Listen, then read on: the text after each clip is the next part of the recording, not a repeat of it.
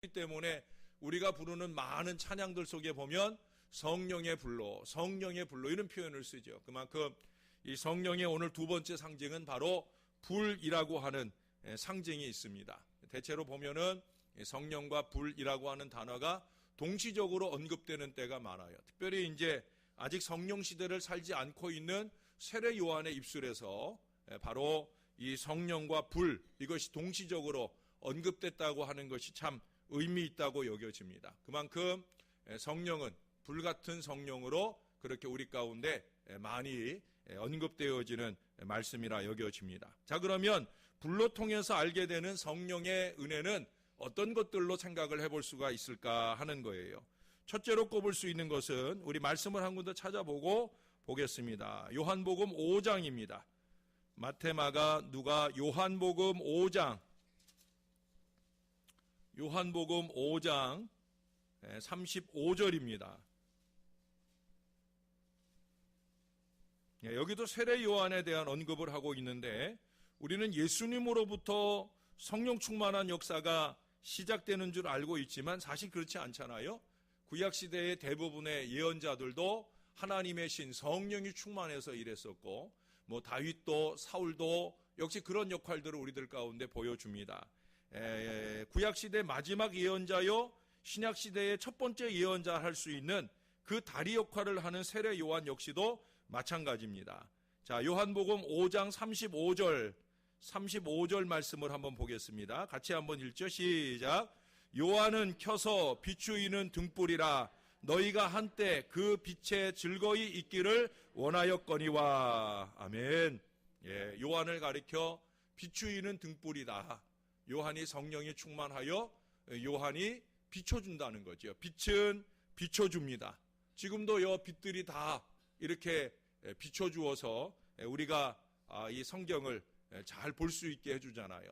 지금 이 불이 다 꺼져버리면 비추이는 등불이 없어서 우리가 제대로 성경을 읽어볼 수가 없을 거예요.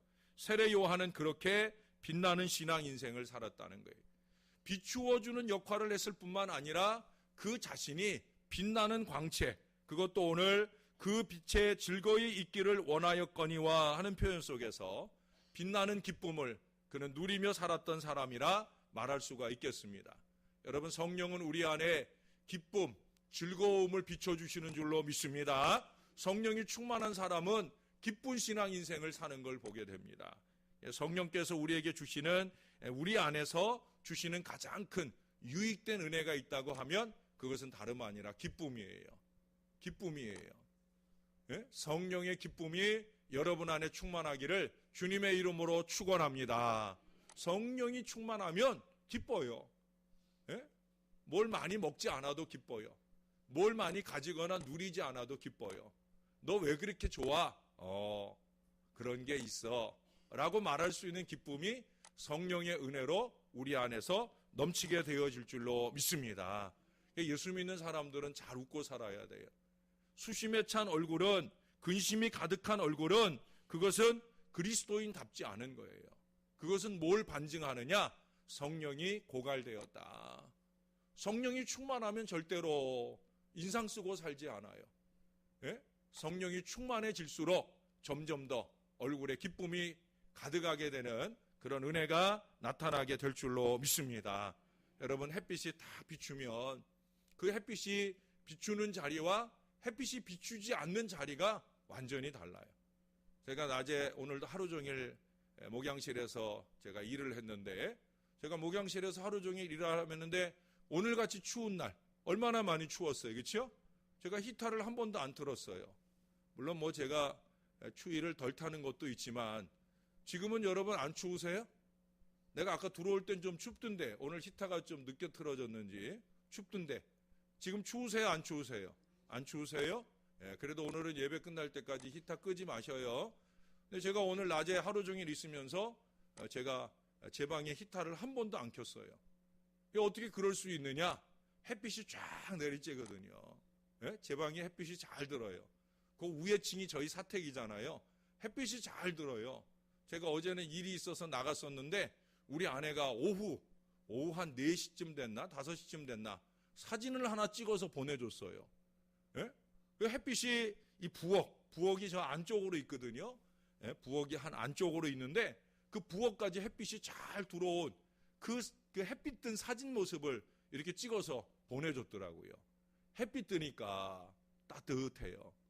햇빛 뜨면 밝아요. 여러분, 햇빛 들면 좋은 것 가운데 하나가 뭔지 알아요? 곰팡이가 쓸질 않아요. 예? 곰팡이가 쓸질 않아요. 죄송해요. 혹시 저도 지하 새방, 저는 지하 사택에서 살아본 적도 있어요. 처음 전도사 시작할 때 지하에 방 2개짜리 사택에서 살아본 적도 있는데, 지하에는 곰팡이가 잘 쓸잖아요. 지하에 곰팡이가 잘 쓰는 이유는 뭐예요? 다름없어요. 햇빛이 안 들어서 그러는 거예요. 빛이 비추는 곳, 빛이 내리쬐는 곳에는 곰팡이가 쓸지 않아요. 어두움이 기숙할 수가 없단 말이에요. 그런데 햇빛이 내리쬐는 자리는 곰팡이가 쓸지 않아요. 우리의 심령도 마찬가지예요. 성령의 빛이 우리 안에 내리쬐야 될 줄로 믿습니다.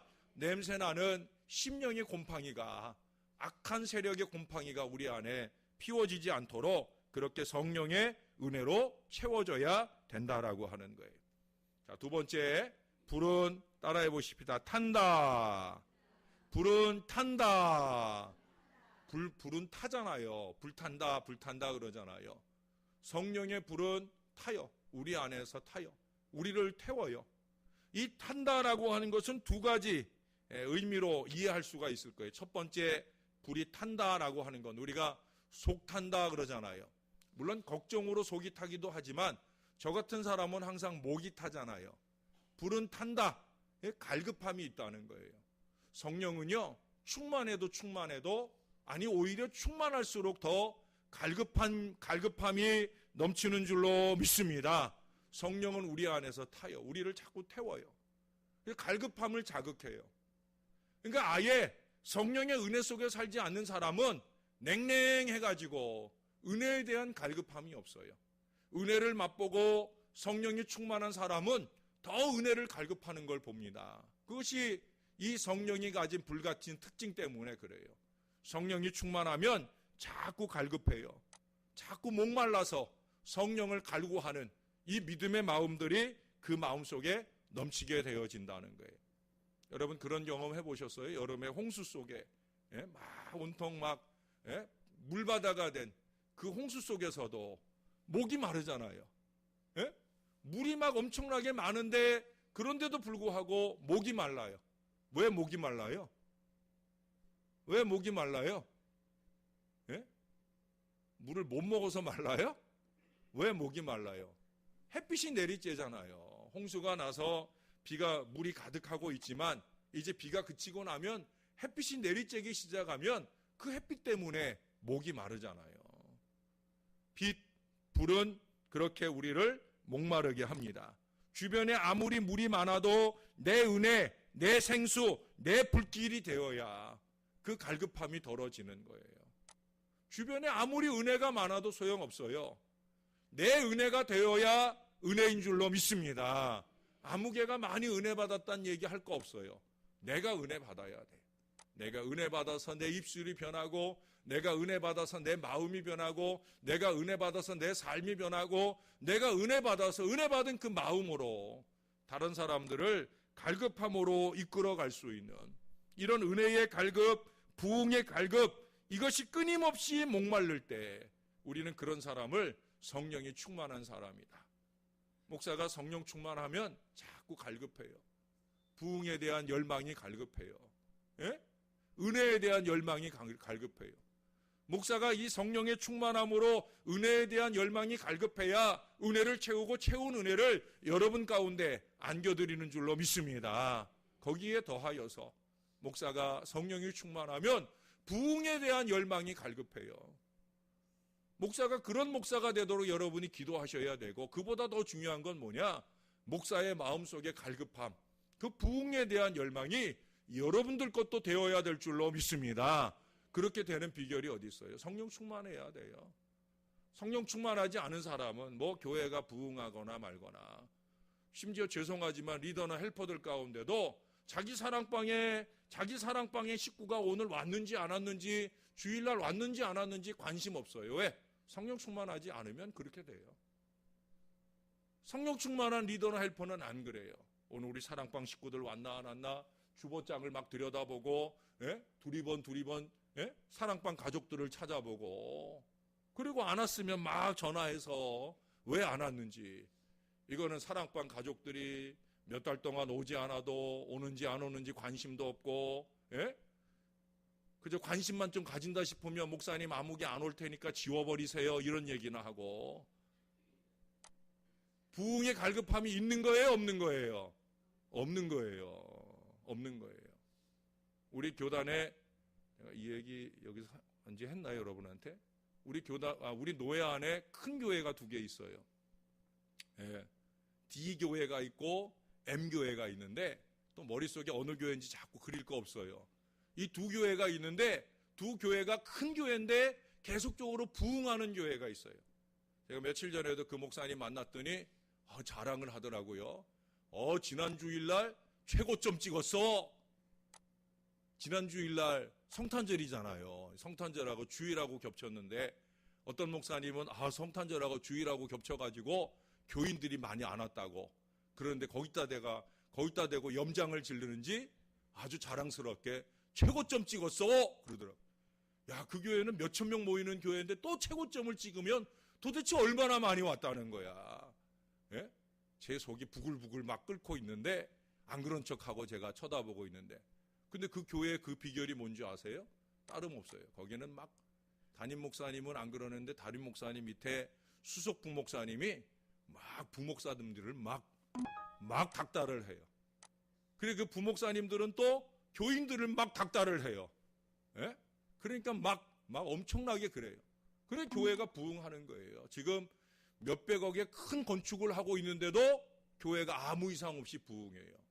요즘 교인들 교회가 건축하는 소리만 나면은 그냥 떨어져 나가기 십상이거든요. 근데 거기는 정말 몇백억짜리 큰 건축을 하는데도 여전히 정점을 찍는다는 거예요. 최고점을 찍는다는 거예요. 할렐루야. 담임 목사님의 갈급함이, 부교육자들의 갈급함이, 온 교인들의 갈급함이 교회를 부흥하게 하는 줄로 믿습니다. 근데 어떤 교회는 그렇지도 않아요. 어떤 교회는 담임 목사님이 너무 바빠서 왔다 갔다 바빠서 다니시다 보니까 부교육자들 닥달할 시간이 없고, 그러니 부교육자들도 방만하게 목회를 하고 하다 보니까, 그러니까 자꾸 교인들이 줄어진다고. 그 교회 장로님 뵀더니 요새 교인들이 줄어서 큰일이라고 그런 얘기를 해요. 저는 그 이유를 알아요.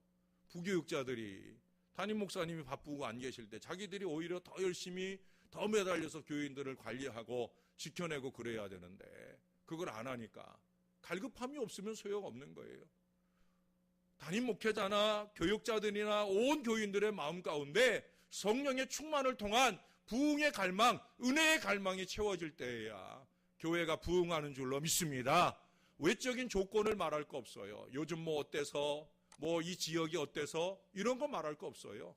저와 여러분의 가슴 속에 성령이 충만하고 은혜가 충만하고 그로 통하여 갈망이 생기면 부흥하는 역사는 우리에게 나타나게 될 줄로 믿습니다.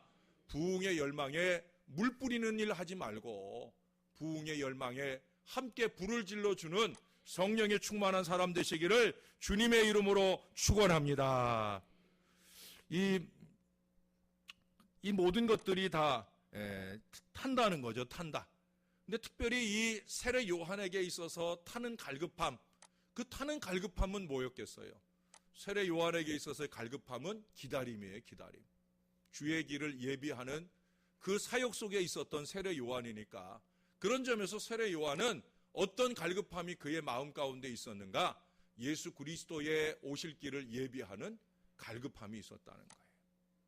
주님이 오실 때 이 많은 사람들이 회개하고 주 예수를 믿게 되는 그 밑거름을 만들어 드리기 위한 갈급함. 그래서 일찍이 약대 털옷을 입고 메뚜기와 석청을 먹어가면서라도 그 모든 고생을 무릅쓰고라도 주님의 길을 예비하는 갈급함 속에 열심되었다는 거예요. 그러고도 그는 뭐라고 그래요? 그는 흥하여야 하겠고 나는 쇠하여야 하리라.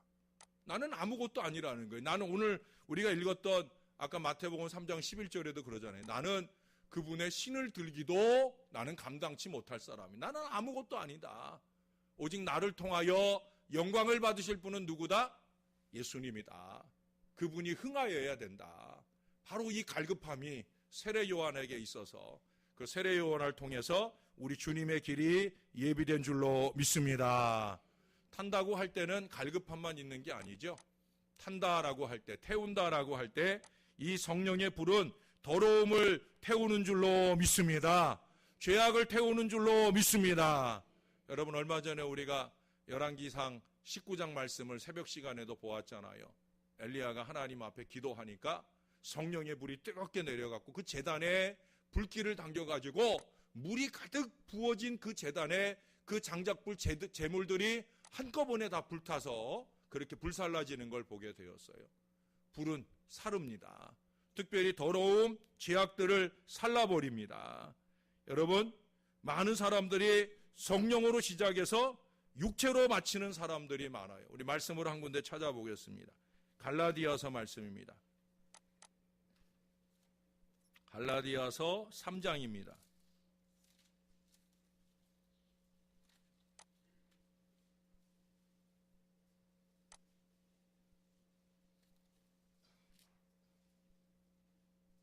갈라디아서 3장 3절 말씀입니다. 너희가 이같이 어리석으냐? 성령으로 시작하였다가 이제는 육체로 마치겠느냐? 참 중요한 말씀이에요. 성령으로 시작했다가 육체로 마치겠느냐? 사무엘상에 보면은 바로 사울이라는 사람이 나와요. 사울이 처음 우리 하나님께 부름받고 왕으로 기름 부음 받을 때 하나님의 신이 그에게 임할 때 그가 성령으로 시작했어요.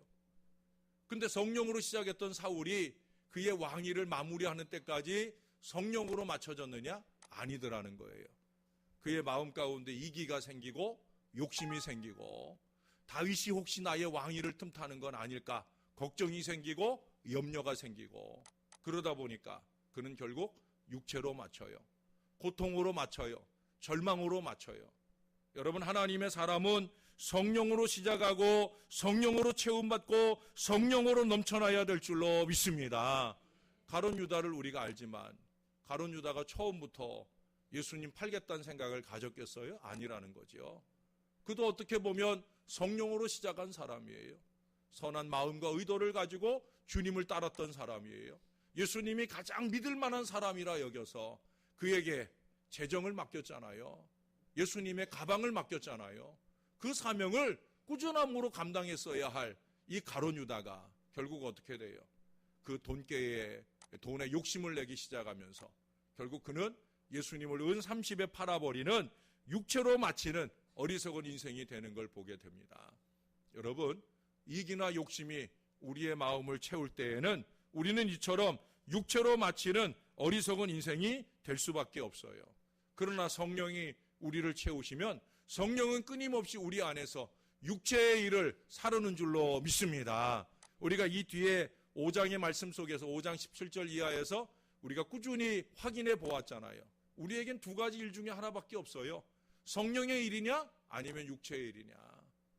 육체의 일을 도모하는 사람은 절대 성령 충만할 수 없어요. 그 삶이 육체의 일에 아주 찌든 인생이 입에서 맨날 성령 충만 얘기한다고 성령 충만할까? 아니에요. 절대 아니에요. 육체의 일을 벗어야 돼요.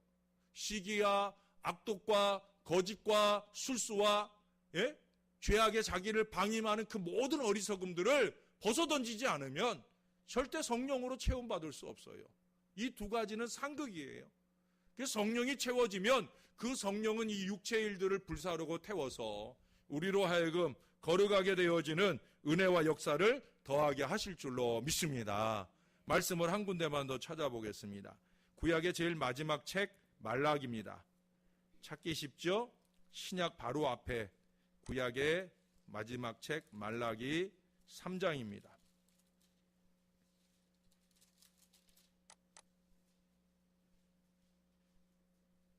3장 2절입니다.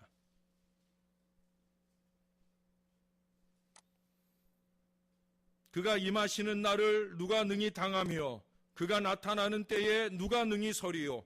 그는 금을 연단하는 자의 불과 표백하는 자의 잿물과 같을 것이라. 그가 은을 연단하여 깨끗하게 하는 자 같이 앉아서 레위 사람을 깨끗하게 하되 금은같이 그들을 연단하리니 그들이 공의로운 제물을 나 여호와께 바칠 것이라. 아멘. 주의 오심은 이처럼 강력합니다. 주의 오심은 이처럼 모든 것들을 태워버립니다. 정년사의 불처럼 그렇게 성령 하나님은 우리 안에서 악하고 더러운 것, 육체적인 것, 유욕적인 것, 이 모든 것들을 태워주시는 줄로 믿습니다. 그래서 계속적인 성령의 불길로 충만하여서 영으로 시작했다가 영으로 마무리하며 우리 하나님을 영화롭게 하는 저와 여러분들의 신앙 되시기를 주님의 이름으로 축원합니다. 마지막 한 가지 말씀만 더 보겠습니다. 우리 고린도전서 2장 말씀입니다. 고린도전서 2장. 불같은 성령의 은혜, 고린도전서 2장 10절입니다.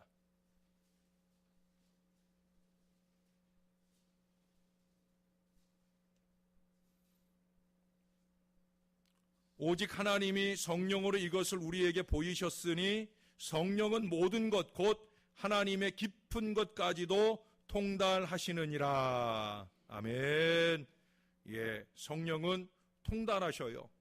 통달하신다는 게 뭐예요? 구석구석 다 비추어 내신다라고 하는 거예요. 아까도 제가 햇빛 비치는 얘기를 했지만 성령은 그만큼 우리 구석구석을 다 비춰낸다는 거예요.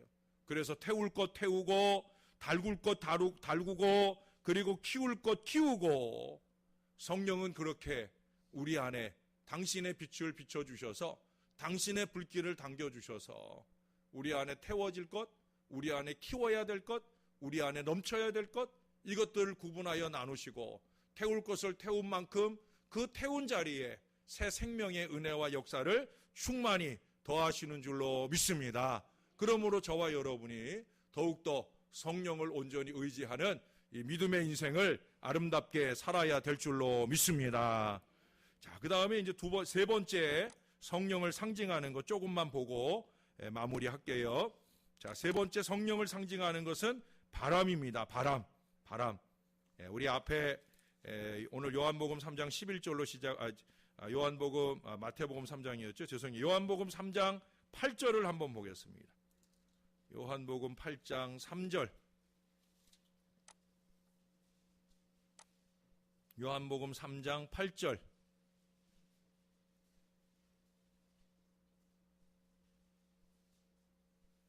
여러분이 한번 읽어주실래요? 요한복음 3장 8절입니다. 시작.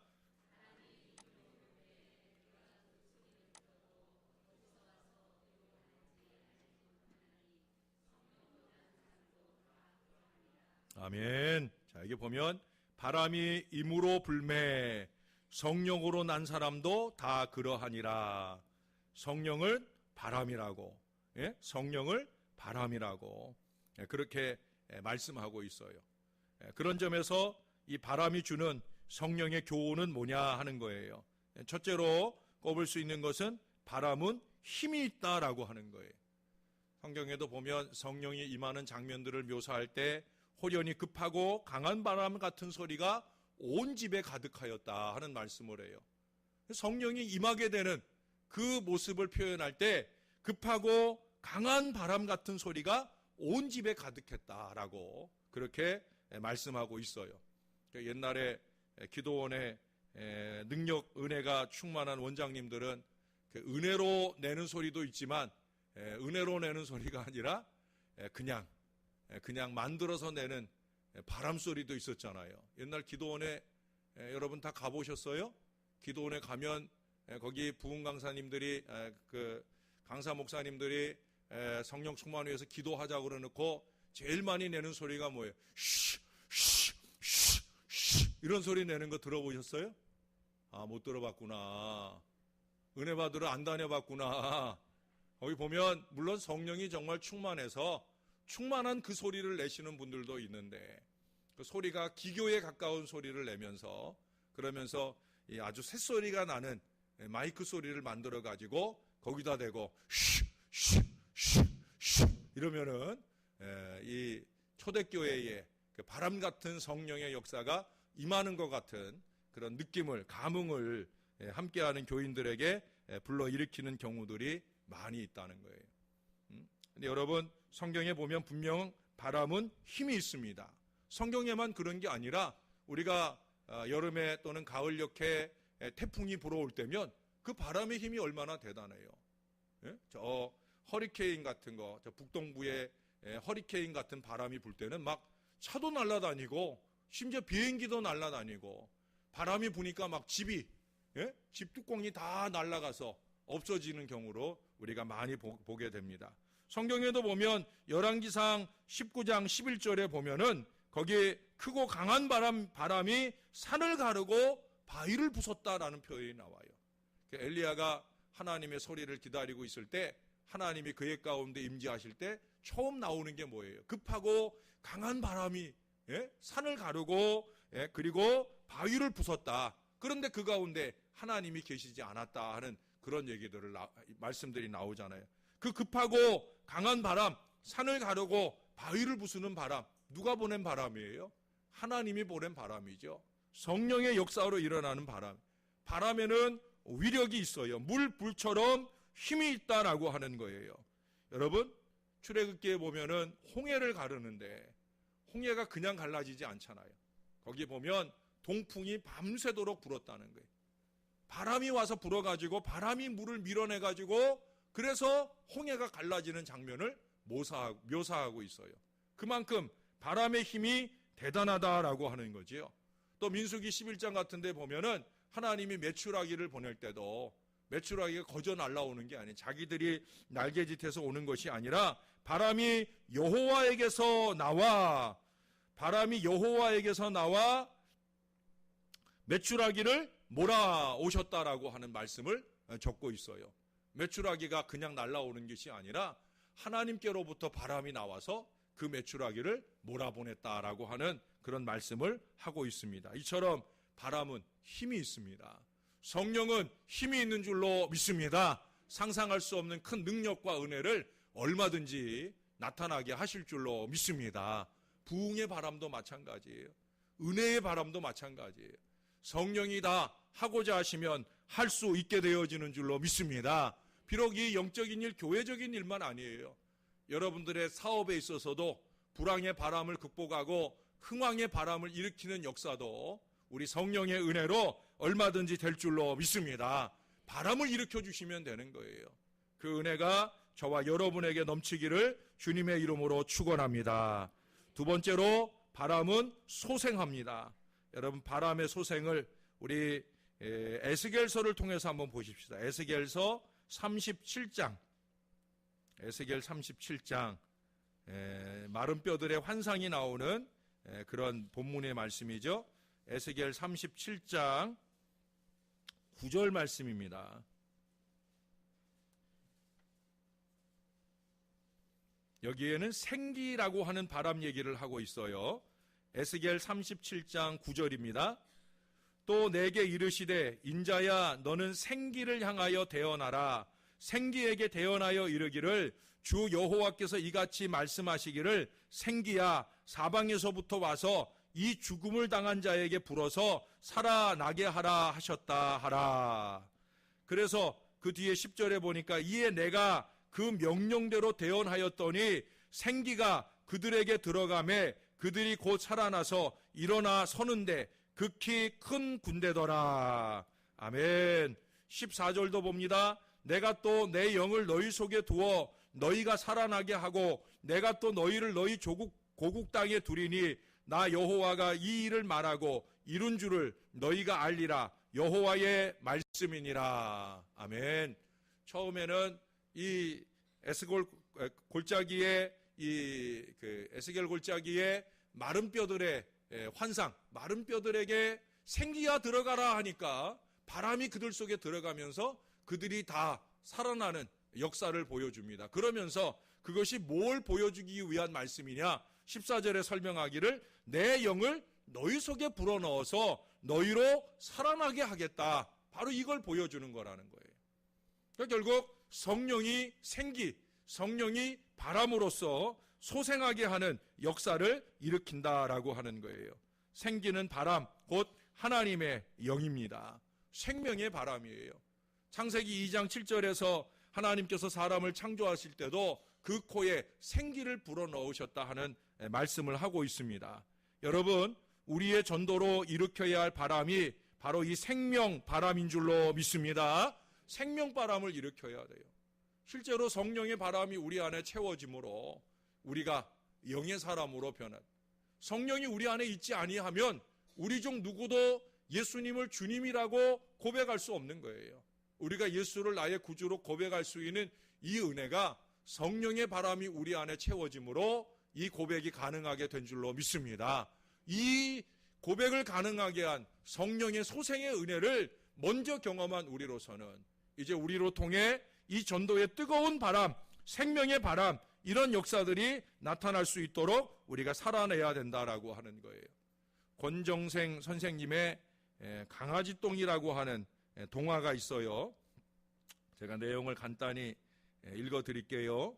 도린의 흰둥이가 골목길 담구석에 똥을 누웠다. 다들 지나가며 더럽다고 나는 더러운 똥인데 왜 더럽다 하며 지나갈까? 어느 날 바람에 민들레씨가 날아와 강아지 똥 곁에 앉았다. 그리고 예쁜 꽃도 피우는 민들레 씨앗을 품게 되었다라고 얘기를 하고 있어요. 제가 이거 내용을 추각해서 적다 보니까 제대로 잘 전달이 됐나 모르겠어요. 이해가 되세요? 어느 집에, 또리네 집에 흰둥이 강아지가 응가를 했다는 거예요. 사람들이 다 더럽다고 피해가는데 어느 날 바람이 민들레 홀씨를 날려서 그 옆에다가 탁 붙여놓았던 모양이에요. 근데 거기에서 이 홀씨가 자라면서 생명이 자라고 거기서 아주 예쁜 꽃이 피고 다시 그 꽃이 씨앗으로 변하면서 다시 민들레 홀씨들이 여기저기로 흩어져 또 다른 생명의 바람을 일으키게 되었다라고 하는 거예요. 여러분, 이처럼 하나님은 비나 햇빛이나 그리고 바람들을 통해서 생명의 역사들을 많이 이루어 가셔요. 하나님은 저와 여러분들을 통해서도 그런 생명의 역사를 일으키기를 원하시는 줄로 믿습니다. 처음에도 얘기했지만 저와 여러분이 성령으로 뜨거워지면 우리 안에 갈망이 있어야 돼요. 생명의 갈망이 있어야 돼요. 많은 사람들이 나로 통하여 예수 믿게 되는 구원의 역사를 이루고자 하는 그 간절한 갈망이 저와 여러분에게 있고 우리 안에 있는 생명의 기운들이 다른 사람들에게 심겨짐으로 그들 속에서 새로운 생명바람의 역사가 많이 일어나는 그런 놀라운 은혜가 2017년 새해에 저와 여러분 우리의 신월제일교회 속에서 많이 일어나게 되기를 예수님의 이름으로 간절히 축원합니다. 바람 얘기 절반은 다음 주에 우리 함께 상고하기로 하고 오늘은 여기까지 보겠습니다. 우리 같이 한번 기도하겠습니다.